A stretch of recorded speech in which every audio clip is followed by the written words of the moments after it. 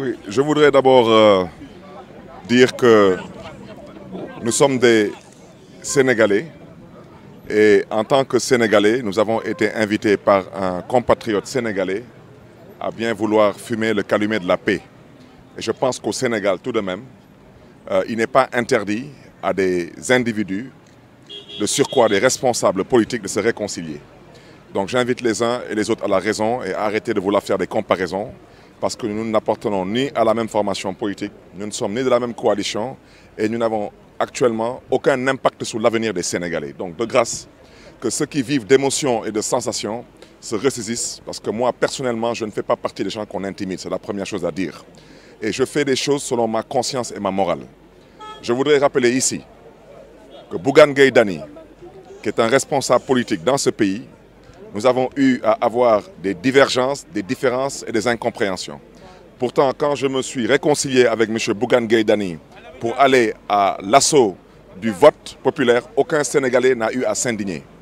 Alors, je souhaiterais que les uns et les autres se ressaisissent.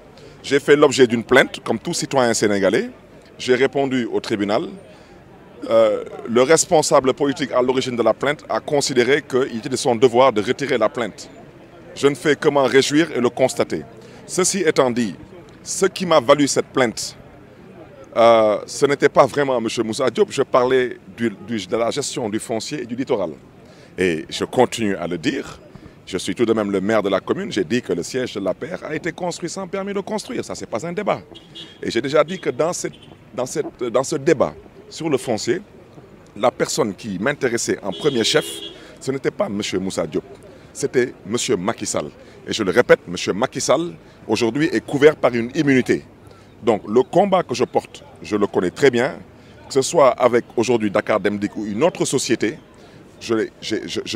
j'interpellerai toujours la seule et unique personne responsable de tout cela. C'est M. Macky Sall. C'est lui qui définit la politique de la nation et j'ai déjà indiqué que dans ce cas de figure bien précis, il y avait un conflit d'intérêts, je ne reviendrai pas là-dessus. Et je l'ai dit, je l'ai répété, M. Macky Sall a construit son siège de l'APR la nuit avec la gendarmerie.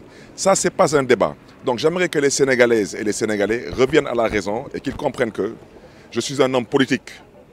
M.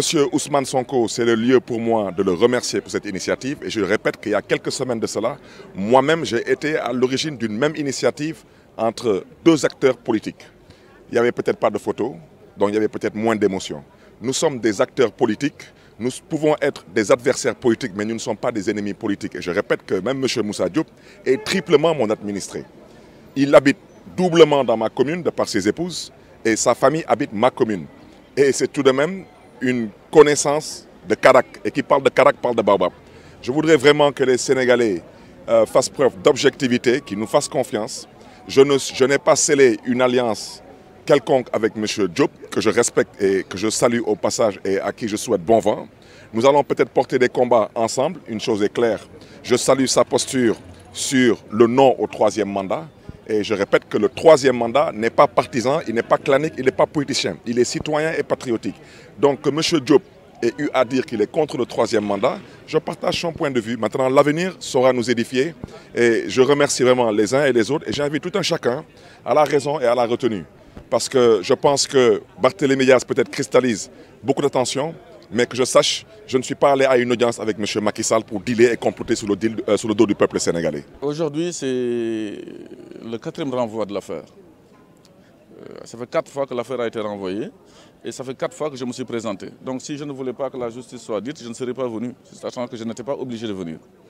Mais vous savez, pour l'intérêt supérieur de la nation et des Sénégalais, lorsque deux braves personnes se chamaillent sur des questions d'ordre juridique, je suis avocat, vous ne l'ignorez pas, et que de bonnes personnes au Sénégal, du haut en bas, des personnalités, se sont rapprochées des deux parties pour mettre fin à ces querelles personnelles-là, je pense que pardonner aussi fait partie de notre culture.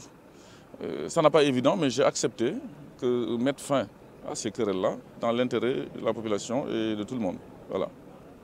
Aujourd'hui, on sous-entend aussi une alliance entre vous, Barthélémy Dias et Ousmane Sonko. Qu'est-ce que vous voulez nous dire sur ça? Je voulais quand même rappeler que ce qui s'est passé hier, ce n'est qu'une médiation de M. Ousmane Sonko, que je remercie au passage, qui a permis aux deux parties de se rapprocher et de mettre fin à leurs différends.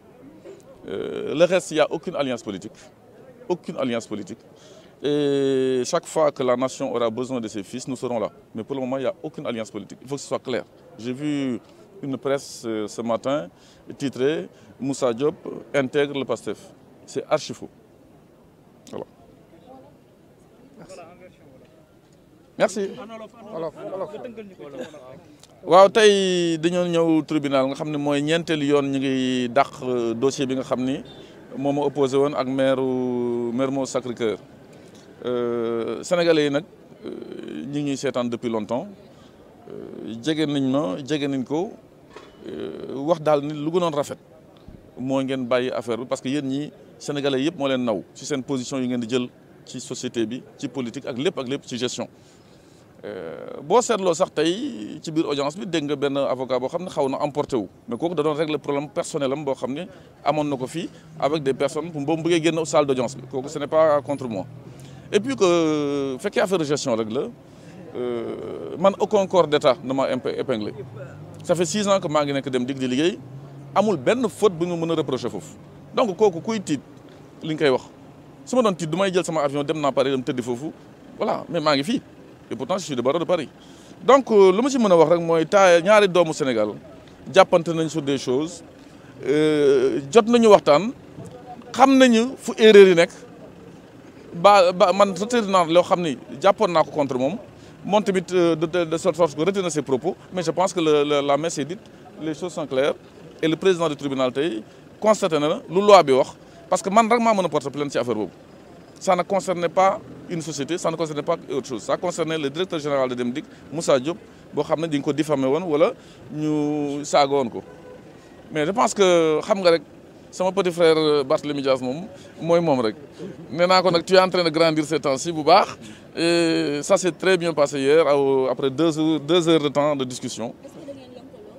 lëkkaloo sur le plan politique non tey benn coalition amul.